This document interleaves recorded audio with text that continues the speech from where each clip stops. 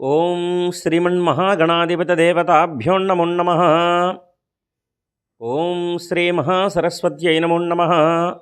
శ్రీ గురుభ్యో నమో నమః. శ్రీ జగదంబ లలితా త్రిపురసుందరీదేవ్యై నమో నమః. అమ్మలగన్నయమ్మ ముగురమ్మల మూలపుటమ్మ చాలా పెద్దమ్మ సురారులమ్మ కడుపారడి బుచ్చనయమ్మ తన్నులోనమ్మిన వేల్పుటమ్మన మణంబున ఉండిడెయ్యంబ దుర్గమాయంబ కృపాద్వినిచ్చుట కవిత్వ మహత్వ పటుత్వ సంపదల్. శ్రీ గురుభ్యో నమః. ప్రత్యక్షంగాను పరోక్షంగాను ఈ అమ్మా న్యూస్ ఎక్స్ప్రెస్ తరపునటువంటి ఈ యొక్క కార్యక్రమాన్ని తిలకించేటటువంటి సమస్త మానవాళికి కూడా ఆ జగదంబైనటువంటి లలితా త్రిపుర సుందరీదేవి యొక్క అనుగ్రహం పరిపూర్ణంగా ఉండాలని కోరుకుంటూ ఈ కార్యక్రమంలోకి స్వాగతం పలుకుతున్నాం. అమ్మవారి కృప, లలితా త్రిపుర సుందరి అమ్మవారి కృప ఎటువంటిదయ్యా అంటే అన్నీ వచ్చినటువంటి వాడిని ఉద్ధరించడం ఎవరైనా చేస్తారన్నమాట. ఎందుకంటే ఏ విద్యలోనైనా పండితుడు అయినటువంటి వాడిని ఉద్ధరించడం అంటే ఎవరికైనా అది చాలా సులువైనదే. కానీ జగదంబ కృప ఎలా ఉంటుందంటే ఏమీ రాని వాడిని ఉద్ధరిస్తేనే ఆవిడ గొప్పతనం ఉంటుందన్నమాట. అలాంటిది జగదంబ కృప ఎలాంటిదంటే ఈ కార్యక్రమాన్ని తిలకిస్తున్నటువంటి ఎంతోమంది మేధావులు, అలాగే జగదంబ అనుగ్రహం పరిపూర్ణంగా అనుభవించినటువంటి వాళ్ళు, జగదంబ అనుగ్రహం పరిపూర్ణంగా పొందినటువంటి వారు, గురుతుల్యులు ఎంతోమంది ఉన్నప్పటికీ కూడా అమ్మవారు వీడికి ఏమీ రాదు కదా, కాబట్టి వీడిని ఉద్ధరిస్తేనే నా యొక్క శక్తి అనేటువంటిది బయటపడుతుందని చెప్పి అమ్మవారు నన్ను ఈ స్థానంలో కూర్చోబెట్టారు. నా యొక్క ధైర్యం ఏమిటయ్యా అంటే గురువుల ముందు చెప్పడం అంటే అది మహాసాహసం అనే చెప్పాలి. కానీ యథార్థానికి గురువులు శిష్యుడు తప్పు చేసినా సరే వాడిని చక్కగా మందలించి సరైనటువంటి మార్గంలో కూర్చోబెట్టడమే గురువుల యొక్క అమ్మవారి యొక్క అనుగ్రహం. కనుక సమస్త మానవాళికి కూడా లలితా త్రిపుర సుందరి అమ్మవారి యొక్క ఆశీస్సులు పరిపూర్ణంగా ఉండాలని కోరుకుంటూ నిన్నటి రోజున శ్రీమాత్రే నమః అనేటువంటి నామాంతో ప్రారంభమైనటువంటి లలితా సహస్రనామం రెండవ నామం శ్రీ మహారాజ్ఞై నమో నమః. నిజానికి శ్రీమాత్రే నమః అనేటువంటి నామం ఎంత చెప్పినా ఎంత వివరించినా ఆ యొక్క లలితా త్రిపుర సుందరి అమ్మవారి యొక్క కృప అంతులేనిదన్నమాట. అంటే ఆవిడ మహాసముద్రం లాంటిది. అందులో మనం చెప్పేటటువంటి మాట చిన్న నీటి బిందువుతో కూడా సమానమో కాదో మనం చెప్పలేము కూడా. అంతటి కారుణ్యమైనటువంటి కృప శ్రీమాత్రే నమః. జగదంబ అమ్మ మనమాట, సమస్త మానవాళికి కూడా ఆవిడ అమ్మ అన్నమాట. అందుకే మనకి లలితా సహస్రనామంలోనే ఆ బ్రహ్మకీట జనని వర్ణాశ్రమ విదాయని అనేటువంటి నామం ఉండ. ఆ బ్రహ్మకీట జనని, ఆ బ్రహ్మకీట జనని అంటే 4 తలలు కలిగినటువంటి చతుర్ముఖ బ్రహ్మగారి దగ్గర నుంచి కూడా ఆవిడే తల్లి. అలాగే కంటికి కనబడినటువంటి చిన్న కీటకం వరకు, సూక్ష్మ క్రిమి వరకు కూడా ఆవిడే తల్లి అన్నమాట. సమస్తమైనటువంటి మానవాళికే కాదు, సూక్ష్మక్రిములకి, సమస్త జంతుజాలానికి, సమస్త వృక్షజానాలకి కూడా ఈ బ్రహ్మాండంలో ఎన్ని వేల కోట్ల ప్రాణిజీవి ఉందో అన్నిటికీ కూడా ఆవిడే తల్లి, తండ్రి అన్నమాట. ఆ బ్రహ్మకీట జనని వర్ణాశ్రమ విదాయిని, ఆ బ్రహ్మకీట జనని అనేటువంటి నామం అన్నమాట. మానవులకు ఒక్కడికే ఆవిడ తల్లి కాదన్నమాట. మీరు గమనించండి, వీధిలో తిరుగుతున్నటువంటి చిన్న చిన్న కుక్కబలు ఉంటాయి. ఆ కుక్కలకి గర్భం ధరించినప్పుడు చిన్న కుక్క పిల్లలు కూడా పుడతాయన్నమాట. అవి తినేటటువంటి పదార్థాలు ఏమిటయ్యా అంటే అవి ఎక్కడికి వెళ్ళి పాలు అనేటువంటి తాగవు.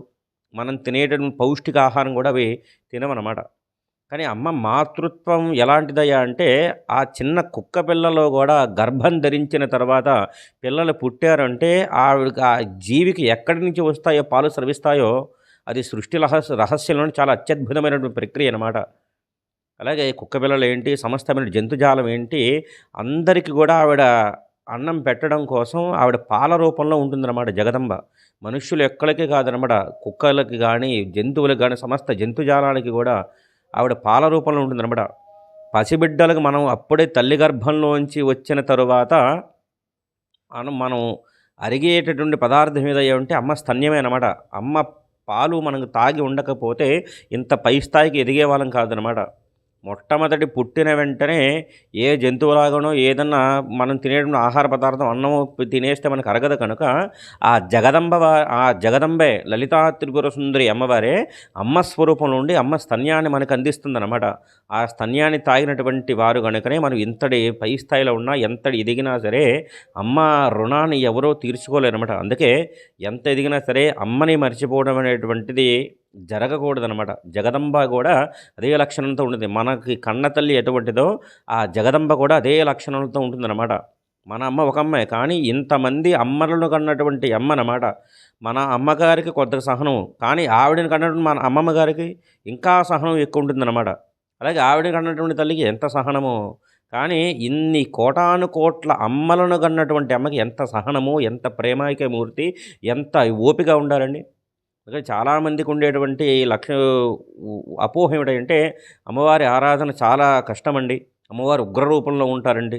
అమ్మవారు చాలా భయంకర రూపిణి అంటారు. కానీ చాలా చాలా చాలా శక్తివంతమైన స్వరూపం ఆవిడ. ఉగ్ర రూపిణి కాదు.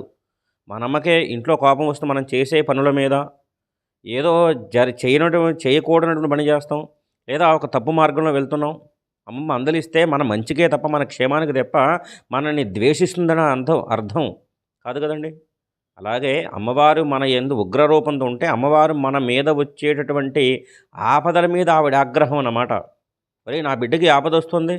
కాబట్టి ఆవిడ ఆగ్రహం అంతా ఎవరి మీదంటే, ఆవిడ మనకు వచ్చేటటువంటి ఆపదల మీద ఆవిడ ఆగ్రహం అన్నమాట. ఆవిడ ఎంత శక్తి స్వరూపిణి లలితా త్రిపుర సుందరి శ్రీమాత్రే నమః. అంత గొప్ప నామం. మొట్టమొదటి నామమే శ్రీమాత్రే నమః. అందుకే మనకి సహస్రం అంటేనే అనంతమైనటువంటి శక్తి కలిగినటువంటిది. సహస్రనామం అంటే ఖచ్చితంగా 1000 నామాలు ఉంటాయని కాదు అంతరార్థం అందులో.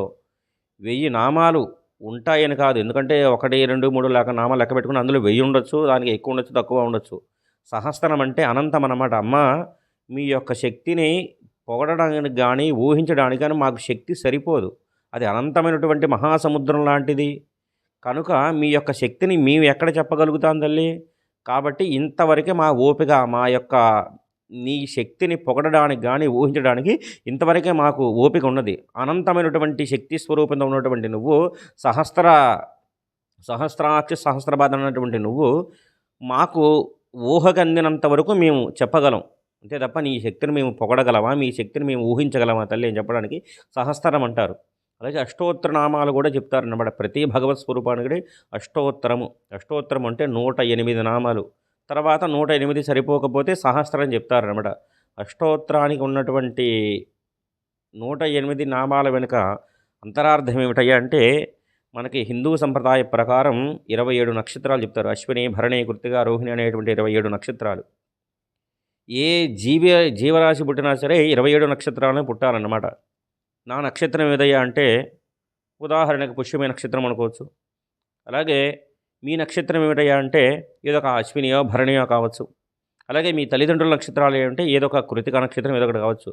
ఎన్ని కోటాను కోట్ల జీవులు పుట్టినా, ఎంతమంది మనుష్యులు పుట్టినా సరే ఈ 27 నక్షత్రాలు మాత్రమే పుట్టాలన్నమాట.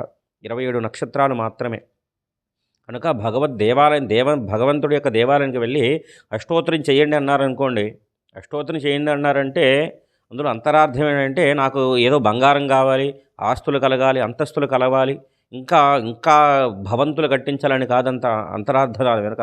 అష్టోత్తరము అంటే ఇన్ని కోటాను కోట్ల మంది పుట్టారు కదా! ఇన్ని కోటాను కోట్ల మంది జీవరాశులకి కూడా జగదంబ యొక్క ఆ పరమేశ్వరుడికి అనుగ్రహం వల్ల సమస్త మానవాళికి కూడా శుభం కలుగుగాక, శుభం శ్రేయస్సు కలుగుగాక అనేటువంటి అంతరార్థం అష్టోత్తరం చెప్తారన్నమాట. దానికి అష్టోత్తరానికి సంబంధం ఏమిటయ్యి అనుకోవచ్చు. ఎందుకంటే 27 నక్షత్రాలు. ప్రతి మనిషి కూడా ఒక్కొక్క పాదంలో పుడతారనమాట. ఒక నక్షత్రానికి 4 భాగాలకు విభజిస్తే ఒక నక్షత్రానికి ఒక పాదము, రెండవ పాదము, మూడవ పాదము, అలాగే నాలుగవ పాదం కూడా ఉంటుందన్నమాట. 1, 2, 3, 4 పాదాలు ఉంటాయి. అశ్విని నక్షత్రానికి 4 పాదాలు, అలాగే భరణి నక్షత్రానికి 4 పాదాలు ఉంటాయి. ఈ 4 పాదాలు కూడా 27 నాలుగులు ఎంతయ్యా అంటే 108 నామాలన్నమాట. 27 నాలుగులు 108. ఈ వెంటనే అంతరార్థం అంటే అంటే అమ్మా నీ పాదాల బట్టి అష్టోత్తరం చెప్పాము మేము. అంటే నేను, నా కుటుంబ సభ్యులు, నా బిడ్డలు, నా గురువులు, నా యొక్క బంధుమిత్రులందరూ కూడా క్షేమముగా ఉండుగాక, అందరూ కూడా శుభం కలుగుగాక. ఎవరెవరికి ఏ ఆపదొస్తుందో మాకు తెలియదు కదా తల్లి. అది నీ పాదాల బట్టి నమస్కరించామంటే సమస్తమైనటువంటి వారు శుభముగా కలుగుగాక, సమస్త మానవాళికి శుభం కలుగుగాక, లోకా సమస్త సుఖినో భవంతు అనేటువంటి అంతరార్థం అష్టోత్తరంలో ఉంటుందన్నమాట. అలాగే సహస్రం చెప్పారంటే అనంతం అనమాట. ఇంకా అష్టోత్తరానికి ఇంత ఉంటే సహస్రానికి ఎంత ఉండాలి? అది అనంతము. అనంతమైనటువంటి ఆకాశానికి మనం ఎంత ఎన్ని కిలోమీటర్లు ఉందంటే మనం చెప్పగలమండి? అది సాధ్యపడదు కదా. సముద్రం ఎన్ని కిలోమీటర్ల వెడల్పు ఉంటుందని మనం చెప్పగలం? అది సాధ్యపడదు కదా. మన ఊహకు అందినంత మేరకు మనం చెప్పగలం. అలాగే సహస్రనామము చెప్తున్నామంటే మన ఈ శక్తిని కొలవడానికి, మీ శక్తిని ఊహించడానికి కూడా మాకు శక్తి సరిపోదు తల్లి. చెప్పడానికి సహస్రనామం చెప్తారు తప్ప ఇందులోనే ఖచ్చితంగా 1000 నామాలనే ఉండాలని కాదు. అలాగే 1000కి పైన ఉండొచ్చు, 1000 తక్కువగా ఉండొచ్చు అనమాట. అలాగే ప్రత్యేకించి లలితా సహస్రనామంలో అనంతమైనటువంటి నామాలు శ్రీమాత, శ్రీ మహారాజ్ఞి. ఆవిడ మహారాజ్ఞి అన్నమాట. మహారాజ్ఞి ఎందుకంటే మాటకి అర్థం ఏమిటయ్యా అంటే ఆవిడ శాసనాన్ని అనుసరించే సమస్తమైనటువంటి జీవకోడి కూడా నడుస్తూ ఉన్నది. ప్రత్యేకించి లలితా సహస్రనామంలో ఉన్నటువంటి విశేషం ఏమిటయ్యా అంటే ఇదంతా కూడా ఒక గొలుసు కట్టులాగా ఉంటుంది. ఒక గొలుసుల యొక్క వరస, ఒక నామానికి ఇంకొక నామం లింక్ అయి ఉంటే గొలుసు చూడండి, ఒక చేయి ఒక ఒక ఒక లింక్తో ఒక లింక్, ఇంకొక లింక్తో ఇంకొక లింక్, అది అలాగ గొలుసు అల్లుకుంటూ వెళ్తారనమాట. అలాగే శ్రీమాత చెప్పారు, తర్వాత శ్రీ మహారాజ్ఞి, తర్వాత శ్రీమత్ సింహాసనేశ్వరి చెప్తున్నారనమాట. ప్రతి ఒక్క నామము కూడా అలాగే ఉంటుందన్నమాట. ఒకదాని తర్వాత ఒకటి దేనికయ్యా అంటే ఈ నామంతో అనుసంధానం ఆ నామం, ఆ నామంతో అనుసంధానం ఈ నామం అనమాట. ప్రత్యేకించి మొట్టమొదటిలో చెప్పేటటువంటి యొక్క ఇంచుమించుగా 20 నామాలన్నీ కూడా 17 నామాలు 20 నామాలు సంఖ్య మనకి ప్రధానం కాదు. కానీ మొట్టమొదటి చెప్పిన నామాలు కూడా అమ్మవారి శరీర వర్ణన అన్నమాట. అమ్మవారు ఎలా వచ్చారు, ఆవిడ తల మీద ఏ కిరీటం పెట్టుకుంది, ఆవిడ నుదురు ఎలా ఉంది, ఆవిడ నుదురున పెట్టుకున్నటువంటి కుంకుమ ఎలా ఉంటుంది, ఆవిడ కనుబొమ్మలు ఎలా ఉన్నాయి, కంటి రెప్పలు ఎలా ఉన్నాయి, కళ్ళు ఎలా ఉన్నాయి, ముక్కు ఎలా ఉంటుంది, ఆ ముక్కుకు పెట్టుకున్నటువంటి ఆ నాసాభరణం ఎలా ఉంది. తెలుగులో చెప్పామనుకోండి ఇదే లలితా సహస్రనామం. సంస్కృతంలో చెప్పామంటే ఇదే లలితా సహస్రనామం. అమ్మవారి ముక్కుబొడుగా, అమ్మవారి పెదవులు, అమ్మవారి బొగ్గులు, అమ్మవారి నాలుక, అమ్మవారి దంతములు, అమ్మవారి మెడ, అమ్మవారి యొక్క కుచములు, ఇవన్నీ కూడా పాదాల వరకు వర్ణిస్తారన్నమాట. ఈ వర్ణన ఎక్కడ దాకా వెళ్ళిపోతుందయ్యా అంటే నకధీతితి సంచన్న నమజ్జన తమోగుణ. అమ్మా నీ పాదాలు చూసామంటే మాకు తమోగుణ మొత్తం విరిగి పటాపంచలవిపోగాక అనేటువంటి నామం వరకు ఈ యొక్క నామాలు వెళుతానే ఉంటాయన్నమాట. అమ్మవారి కిరీటం దగ్గర నుంచి మొదలుపెట్టి పాదాల వరకు వర్ణన ఉంటుంది. తర్వాత భండాసురుడికి అమ్మవారికి జరిగినటువంటి యుద్ధాన్ని వర్ణిస్తారు ఇందులో. ఇవంతా కూడా 9 లహరులతో వెళుతుందన్నమాట లలితా సహస్రం అంతా కూడా. 9 లహరులు. శ్రీ మహారాజ్ఞి అంటే అమ్మవారు నీ యొక్క సింహాసనం హృదయ గృహలోనే కూర్చుని ఆవిడ ఆజ్ఞ మేరకు సమస్త మానవాళి, సమస్త బ్రహ్మాండం అంతా కూడా నడిపిస్తూ ఉంటుంది. ఆవిడ ఆజ్ఞ లేనిదే ఏ ఒక్కటి కూడా సాధ్యపడదనమాట. మనం తీస్తున్నటువంటి ఊపిరే ఉందండి. అమ్మవారి ఆజ్ఞ మరకే. నిద్రపోయినప్పుడు సకల కార్యకలాపాలన్నీ ఆగిపోతాయి. ఊపిరి ఎలా నడుస్తోంది? ఎవరి ఆజ్ఞకి కట్టుబడి ఊపిరి నడుస్తోందండి? అమ్మవారి ఆజ్ఞ కాదు, అమ్మవారి అనుమతి ఇవ్వబట్టే. ఎవరు కూడా ఇన్ని లక్షల కోట్లు ఉన్నా కూడా ఇన్ని లక్షల కోట్లు ఉన్నాయి కదా నా దగ్గర, సంవత్సరానికి సరిపడా ఊపిరిలంతా కూడా ఒకేసారి తీసేద్దాం అని ఎవరైనా తీసుకోగలరా? ఇవ్వపోని ఎందుకు సంవత్సరం, ఎందుకంటే ఒక రోజంతా రోజు ఊపిరి లోపలికి బయటికి లోపలికి వెళ్తే ఏం వదులుతామండి? వాళ్ళంతా కూడా పూర్తిగా పీల్చేసి ఒక గంటన్నర సేపు పీల్చేసామనుకోండి, పీల్చగలరా? పోనీ పీల్చిన కానీ వదలగలరా? పీల్చిన మొత్తం అంతా ఒక గంట సేపు పీల్చిన కానీ వదిలేస్తాం అనుకోండి, అది మన చేతిలో ఉండదు. అది ఎవరి ఆజ్ఞ జరగాలి?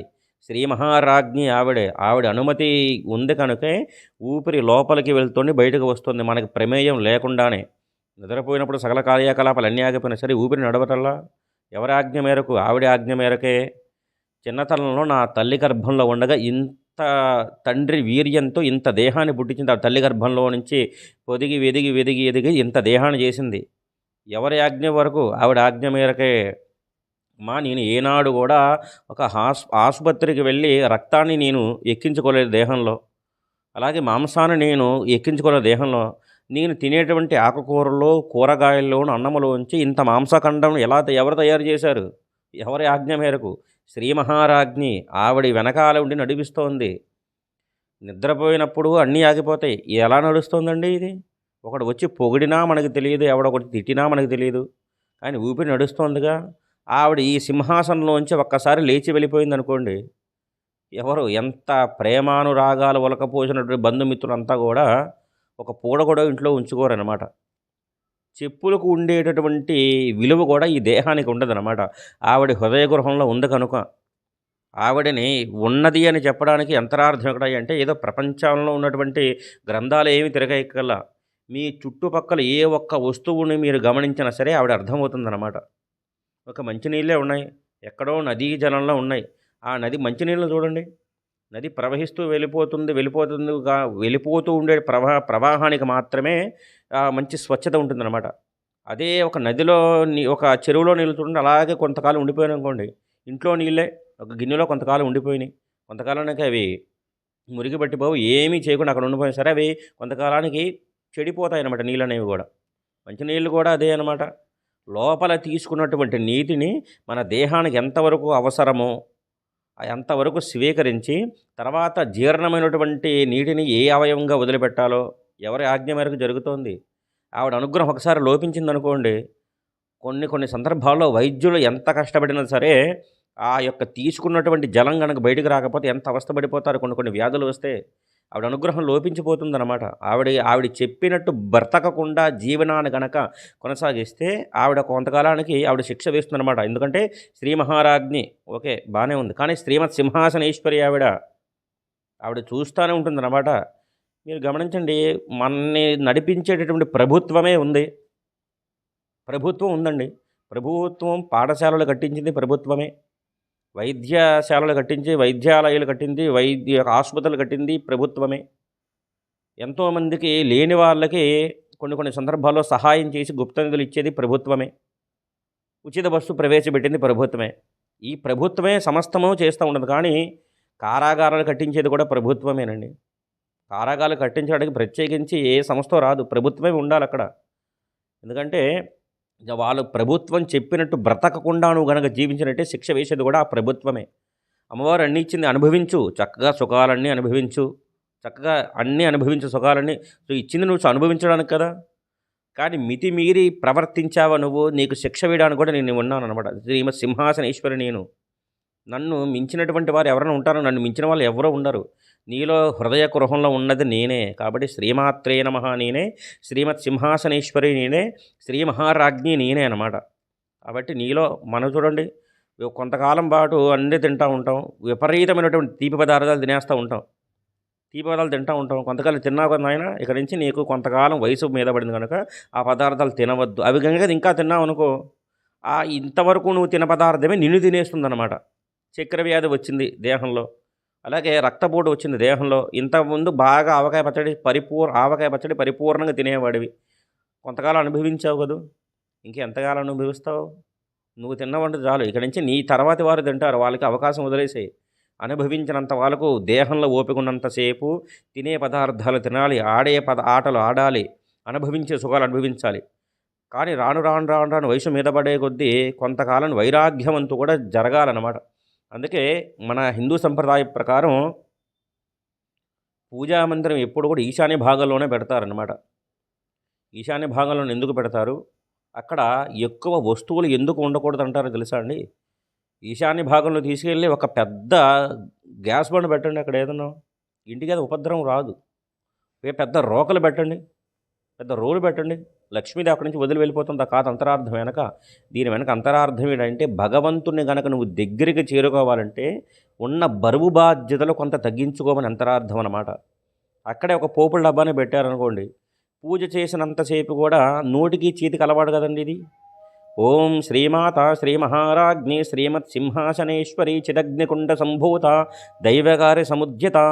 నోరు నామం చెప్తానే ఉంటుంది, చేయి తన పని చేస్తూనే ఉంటుంది అనమాట. కానీ మనసు మాత్రం ఆ పోపుల డబ్బా చూసినప్పుడల్లా, నిన్న మా వారికి ఏమి కూర చేసి పెట్టాను, ఇవాళ ఏం కూర చేయాలి, రేపు ఏం కూర చేయాలి అనేటువంటి ఆలోచన దాని మీదకి వెళ్ళిపోతుంది అనమాట. మనసు లగ్నం కాదు అక్కడ. అలాగే ఒక డబ్బులు డబ్బుకు సంబంధించిన ఇనప పెట్టో లేదో ఒక బంగారం నగ పెట్టండి. ఆ నగ చూసినప్పుడల్లా నోటికి చేతికి అలవాటుగా శ్రీమాత శ్రీ మహారాజ్ఞి శ్రీమత్ సింహాసనేశ్వరి అనేటువంటి నామం వెళ్తూనే ఉంటుంది. కానీ ఆ డబ్బులు చూసినప్పుడల్లా ఈ బంగారం నగ కొన్నాను చూసావా, దీనికి ఇంకా ఈఎంఐ కట్టలేదే, ఏమైపోతుంది, తర్వాత ఏమైపోతుందని మనసు దాని మీద వెళ్తుంది తప్ప అక్కడ మనసు ఉండదన్నమాట. కానీ అందుకే పెద్దలు చెప్తారండి, ఈ పూజా మందిరం ఉన్న దగ్గర ఎటువంటి వస్తువులు పెట్టవద్దు. అదేదో ఉపద్రవం వస్తుంది కాదు అంతరార్థం. అక్కడ ఏ వస్తువు పెట్టినా సరే దాని వైపు నీ మనసు లగ్నం అయిపోతుంది. అది లేకుండా ఉండాలంటే ఆ ప్రదేశమంతా శూన్యంగా ఉంచు. ఆ దేవుని మూర్తో పటం ఏదో ఉన్నానుకోండి, పూజ చేసిన 10 నిమిషాలో పావుగంట అయినా సరే ఆవిడ యందు మనసు లగ్నం అవుతుంది. కాబట్టి శ్రీమాత శ్రీ మహారాజ్ఞి ఆవిడ యొక్క మనుష్యులకే కాదండి, ఎంతమందికి ఎన్ని రకాలుగా పెట్టిందా అండి ఆవిడ. ఆవిడ శక్తిని మనం ఊహించగలమా? ఒక చిన్న గులాబీ పువ్వే తీసుకోండి, లేదా చామంతి పువ్వే తీసుకోండి, మొగ్గగా గిల్లేసారనుకోండి దాంట్లో ఏ సువాసన ఉండదనమాట. అదే ఒక్క రాత్రి గనక దాన్ని వదిలేశారనుకోండి, ఎంత సౌగంధం, ఎంత సువాసన. అందులో వేసిందెవరు? ఆవిడ శ్రీ మహారాజ్ఞి. శ్రీ మహారాజ్ఞి ఆవిడ అనుమతికి కట్టుబడి కదా ఇదంత సువాసన వచ్చింది. ఆవిడ అనుమతికి కట్టుబడే సమయానికి సూర్యనారాయణ మూర్తి ఉదయం 7 గంటల మధ్యన వస్తున్నాడైనా ఆవిడ అనుమతిని కట్టుబడే. సాయంత్రం 6:30 5:30 6 అవుతుందనే సందర్భానికి చంద్రుడు వస్తున్నాడంటే ఆవిడ అనుమతికి కట్టుబడే. ఆవిడికి అనుమతి కట్టుబడే అనమాట.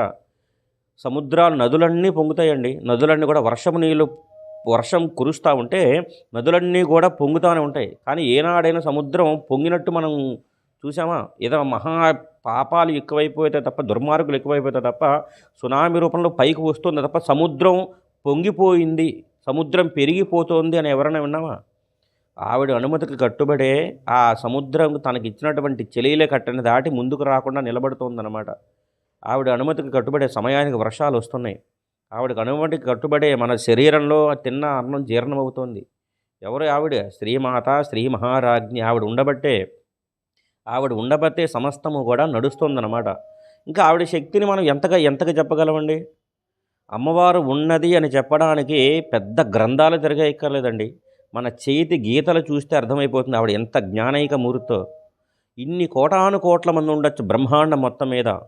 భారతదేశ జనాభా ఇంచుమించు 150 కోట్ల దాకా దాటిపోయి ఉండొచ్చు. భారతదేశంలో ఎన్ని కోటాను కోట్ల మంది ఉంటే ఈ భూమండలం మొత్తం ఎన్ని కోటాను కోట్ల మంది ఉండాలి? ఎన్ని కోట్ల మంది ఉన్నా సరే ఆవిడ జ్ఞానం ఎటువంటిదంటే ఒక మనిషి చేతికి ఉన్నటువంటి వేలి ముద్రలో వేరొక మనుషుడికి ఉండవన్నమాట. ఒక చెయ్యే కాదండి, ఒక గొంతు, ఒక కళ్ళు, నా గొంతు నాలాగా ఉంటుందండి. నా గొంతుతో ఉన్నటువంటి ఏ వ్యక్తినైనా చూపించండి.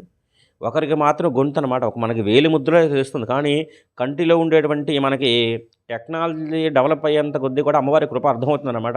ఈ మధ్యన ఆధార్ కార్డు కోసమని, రేషన్ కార్డుల కోసం కూడా కంటిలో తీస్తారు చూసారా, రెటీనా ఏదో వాళ్ళ ఫోటో తీస్తారు. ఆ రెటీనా వేలి ముద్రలో పడకపోతే ఆ కంటిలో కొన్ని కణాలు వాళ్ళు ఫోటో తీస్తారనమాట. ఇన్ని కోట్ల మందికి, కోటాను కోట్ల మందికి ఆవిడ వేలిముద్ర ఎలాగ పెట్టగలిగింది? ఒక మనిషికి ఉండేటువంటి వేలిముద్ర లక్షణాలు వేరొక మనిషికి లక్షణం ఎలాగా లేకుండా పోయినాయి? ఒక మనిషికి ఉండేటువంటి లక్షణాలు కానీ, ఒక మనిషికి ఉండేటువంటి ఆ గొంతుకుల మాధుర్యం కానీ వేరొక మనిషికి లేకుండా ఎలాగ పెట్టగలిగింది ఆవిడ? ఆవిడ శ్రీ మహారాజ్ఞి కాదు. ఆవిడ శక్తిని మనం తెలుసుకోవడానికి మనకు సామాన్యమా? సాధారణంగా మీరు ఏదైనా ఒక వాహనంలో విహరిస్తూ చూడండి, ఒక పల్లెటూరు వాతావరణం వెళ్తే ఎన్ని పచ్చడి పొలాలండి, ఆకుపచ్చడి పొలాలన్నీ ఉంటాయన్నమాట. ఇంతటి ఆకుపచ్చడి పొలాల్లో ఒక పంట తీసేసిన తర్వాత వేరొక పంట వేస్తారు. అందులో ఆ భూమిలో అంత శక్తిని నిక్షిప్తం చేసిందమ్మ మన కోసం. ఒకే పక్కనే వేపగింజ వేసి పక్కనే చెరుకు మొక్క నాటుంది. మీరు ఎంత ప్రయత్నం చేసినా పక్కనే ఉన్నా సరే చెరుకు ఎప్పుడు కూడా వేపకాయలు కాయదు. అలాగే వేప చెట్టు ఎప్పుడు కూడా తీయగా ఉండదన్నమాట. ఎక్కడిది ఆవిడ లక్షణం? ఆవిడ శ్రీ మహారాజ్ఞి. ఆవిడ మాటని అనుసరించే సమస్తము జరుగుతుందన్నమాట. మనం మాట్లాడుతున్న, తిన్నా, వినగలిగిన, చూసిన, చేయగలిగిన ఆవిడ మహారాజ్ఞి యొక్క లక్షణంలో ఉండదన్నమాట. అందుకే ప్రతి ఇంట కూడా పంచ ఉపచారాలు చేయమంటారు. పంచ ఉపచారాలు నువ్వు సహస్రం చదివావా, అష్టోత్తరం చెప్పావని కాదు అంతరార్థం. పంచ ఉపచారములు చేయమంటారు. ఈ పంచోపచారాలు ఏమిటో తెలుసండి? ప్రతి ఇంట్లో కూడా దీపం వెలిగించాలి. అలాగే నీ శక్తి కూడా ధూపం చూపించాలి. ఏదో ఒక తులసి దళం కానీ చిన్న పుష్పం కానీ ఆవిడకి అర్పించాలి. అలాగే నోరార అమ్మ శ్రీమాత్రే నమః అని గాని లేదా గోవింద అని గాని పలకాలి. ఏదో తృణమో, పనమో, పటిక బెల్లమో లేదా అరటిపండో, చిన్న కొబ్బరికాయో నీ శక్తి కొలది నివేదన చెయ్యి. అది చేయాలి. లేదా మనసారా గోవింద నామస్మరణ గాని, అమ్మవారి నామస్మరణ గాని వినాలనమాట. పంచ ఉపచారాలు. దీపము, ధూపము, నైవేద్యము, సంకీర్తనము, అలాగే ప్రసాదము 5 ఉపచారాలు జరిగి తీరాలన్నమాట. ఏ ఇంటా కూడా అవి జరగకుండా ఉండకూడదనమాట. అందుకే కొన్ని కొన్ని సందర్భంలో సంవత్సరం అంతా కూడా ఏ తిథినాడు వదిలిపెట్టామో ఆ తిథినాడు వదిలిపెట్టినటువంటి లక్ష్యం ఆ సింహాసనంలో ఉన్నటువంటి అమ్మవారు ఆకలితో ఉందో ఉందేమో ఆ దోషాన్ని తొలగించడం కోసం కార్తీక పౌర్ణమి రోజున 365 ఒత్తులు వెలిగిస్తారన్నమాట దేవాలయాల్లో. 365 ఒత్తులు ఎందుకు వెలిగిస్తారో తెలుసా అండి? ఇది ఇందుకే కారణం. మేమందరం కూడా ప్రతినిత్యం భోజనం చేస్తూనే ఉంటాం. అన్నం తింటా ఉంటూ ఇన్ని రకాల పదార్థాలు తింటాము. కానీ సింహాసనంలో ఉన్నటువంటి నీకు ఏనాడు ఆకలితో ఉన్నావో ఆకలి దోషాన్ని తొలగించడం కోసం ఈ 365 ఒత్తులు ఈ కార్తీక మాసంలో మేము వెలిగిస్తున్నాం తల్లి అని చెప్పి 365 ఒత్తులు వెలిగిస్తారనమాట. అది ఒక కుటుంబ యజమాని ఒక్కడు వెలిగిస్తే సరిపోతుంది. ఇంట్లో ఉండే పిల్లలు పెద్దలు అందరూ వెలిగించే ఎక్కర్లేదు. యజమాని ఒక్కడు వెలిగిస్తే సరిపోతుందన్నమాట. ఈ పంచ ఉపచారాలు దేనికో తెలుసా అండి? కంటినిచ్చిందమ్మ, చూసే శక్తినిచ్చింది. ఇచ్చింది కదండి, శ్రీ మహారాజ్ఞి కదా ఆవిడ. చూసే శక్తినిచ్చింది కనుక దానికి కృతజ్ఞతగా దీపం వెలిగిస్తారనమాట. అమ్మ ఊపిరినిచ్చావు, ఊపిరి తీయించే రూపంలో కూడా ఉన్నది నువ్వే. కాబట్టి దానికి ప్రతిఫలంగా ఆ ఊపిరి సంకేతంగా ధూపాన్ని చూపిస్తారనమాట. మా 4నిచ్చావే, 4 ఇచ్చావు. రుచి చూసే భాగ్యాన్ని ఇచ్చావు, దానికి ప్రతిరూపంగా ఈ యొక్క నైవేద్యం పెడతారనమాట. మా చర్మ సుఖాన్ని ఇచ్చావు, భార్యను ఆలింగనం చేసుకుని అదే సుఖం, కన్న కూతుర్ని ఆలింగనం చేసుకుంటే వేరొక సుఖం. నా కడుపున పుట్టిన బిడ్డను ఆలింగనం చేసుకుంటే ఎంతటి ఆనందం ఉండేది. అలాగే భార్యాభర్తల సుఖం వేరుగా ఉంటుంది. అలాగే ఒక స్నేహితుడిని తన దేహాన్ని పట్టుకుంటే అదొక ఆనందంగా ఉంటుంది. దేహ సుఖాన్ని ఇచ్చింది కదా, దానికి ప్రత్యామ్నాయంగా పుష్పం వేస్తారన్నమాట. అమ్మవారికి పూల మాల కానీ చిన్న పుష్పం కానీ వేస్తారు. అలాగే వినికిడిని ఇచ్చిందిగా, వినికి శబ్దాన్ని ఇచ్చిందిగా, ఆ వినికిడి ఈ శక్తిని ఇచ్చింది కనుకే నోరార మనస్ఫూర్తిగా అమ్మ అని పలకడం కానీ ఇటువంటి కార్యక్రమాలు కానీ వినడం కానీ లలితా సహస్రనామం పైకి చెప్పకపోయినా సరే వినడం కానీ జరగాలన్నమాట. ఎందుకంటే ఈ ఈ యొక్క పంచ ఉపచారాలు ఎందుకు చెప్పట్లేదంటే మరలా వచ్చే 2-3 నామాల్లోనే ఆవిడ యొక్క పంచ ఉపచారాలు ఎందుకు చేయాలనే నామం వస్తుందన్నమాట. ఆవిడ చేతిలో పట్టుకున్న పుష్పబాణాలు కూడా 5 పుష్పబాణాలు ఇవే అన్నమాట. దానికి తర్వాత విఖ్యాతంగా మనం వ్యాఖ్యానం చేసుకోవచ్చు. కాబట్టి అంతటి శక్తి అన్నమాట. మహారాజ్ఞిగా ఆవిడ ఎక్కడో లేదు, ఈ సింహాసనం ఎందే కూర్చుంది నాయన అని చెప్పడానికన్నమాట. అదే మనకి చమత్కారంగా పెద్దలు ఒక కథ చెప్తారన్నమాట. నీకు రామాయణం ఎంతవరకు తెలుసో భారతీయుడిగా పుట్టిన ప్రతి ఒక్కడికి కూడా రామాయణం తెలియకుండా ఉండదన్నమాట. రామాయణం తెలుస్తుంది.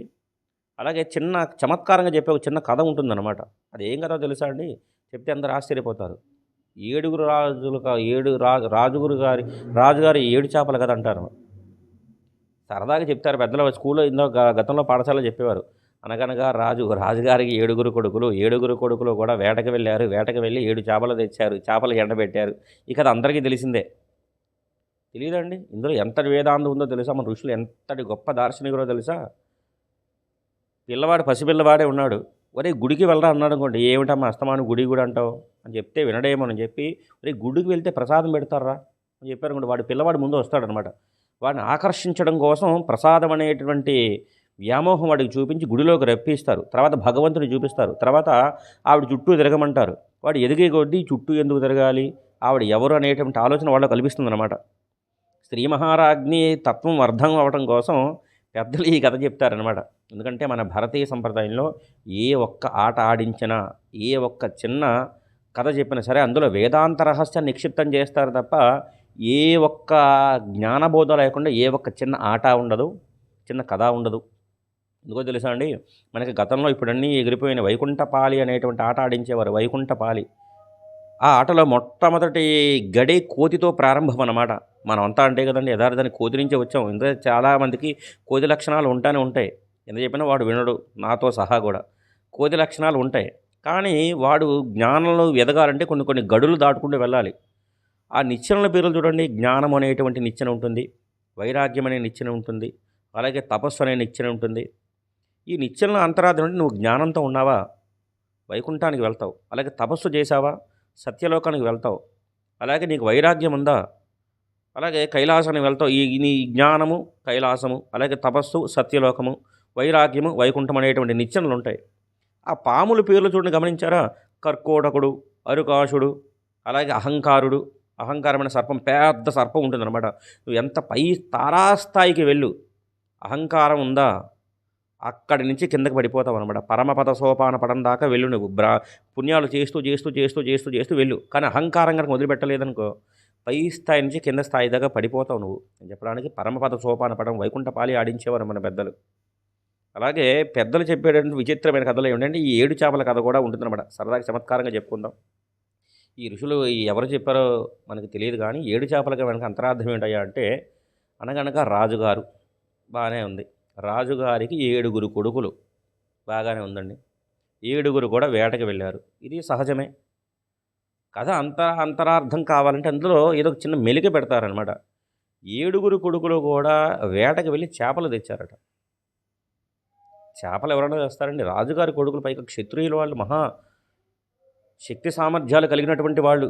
రాజుగారి కొడుకులు వేటకు వెళ్ళారంటే సింహాన్నో పులినో, లేదా సింహం పులి దొరకకపోతే జింక చర్మాన్ని తీసుకొస్తారేమో, కానీ చేపలు ఎవరైనా తెస్తారా? రాజుగారి కొడుకులు చేపలు తేరే.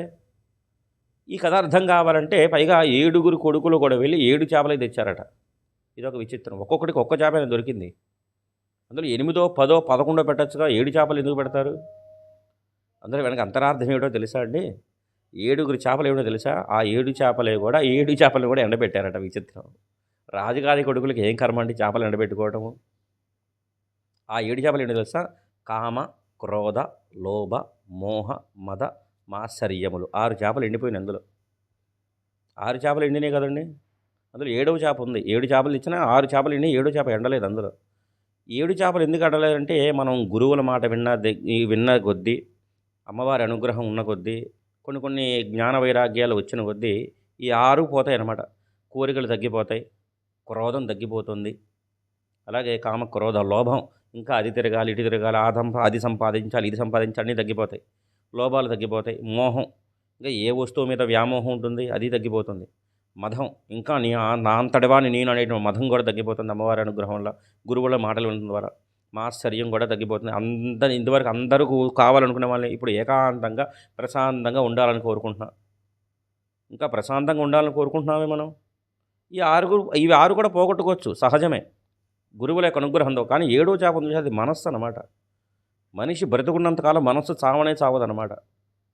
దాని యొక్క శక్తి ఎంతటిదయ్యా అంటే, అది అంత ఇప్పుడు ఇక్కడ కూర్చొని అది ఎక్కడికైనా విహరించగలదనమాట.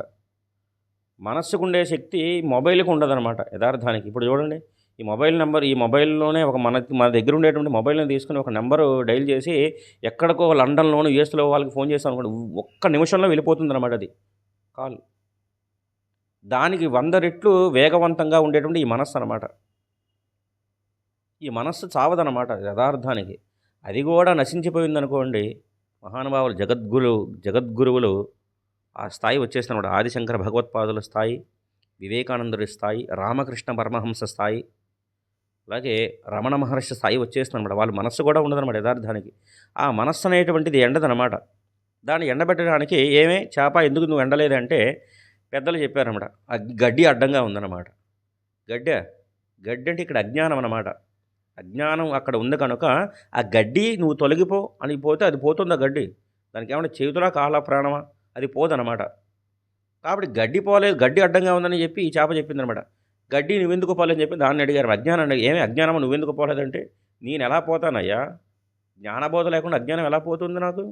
జ్ఞానబోధ ఉండద్దు. కాబట్టి జ్ఞానబోధ చేయాలి, జ్ఞానం రావాలి, అజ్ఞానం పోవాలి. ఇంటి నిండా చీకటి ఉందండి, ఓ చీకటి నువ్వు వెళ్ళిపో, మేము దీపం వెలిగించుకోవాలంటే వెళ్ళిపోతుంది. ఆ చీకటి వింటుందా? ఏమి లేకుండా ఒక దీపం వెలిగించారనుకోండి, చీకటి వెళ్ళిపోతుంది తనంత తానే.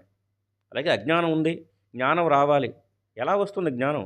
కాబట్టి జ్ఞానం అంటే అక్కడ ఆవుతో సంబంధించారు. గడ్డి అజ్ఞానం అయితే ఆవు అక్కడ జ్ఞానం. గడ్డి నువ్వు ఎందుకు వెళ్ళాలంటే ఆవు రాలేదు, నన్ను మేయలేదని చెప్పింది గడ్డి. సరే, ఆవు దగ్గరికి వెళ్ళారు. జ్ఞానమా, నువ్వెందుకు రాలేదు, ఆ గడ్డిని ఎందుకు మేయలేదంటే ఆ ఆవు సమాధానం చెప్పిందనమాట.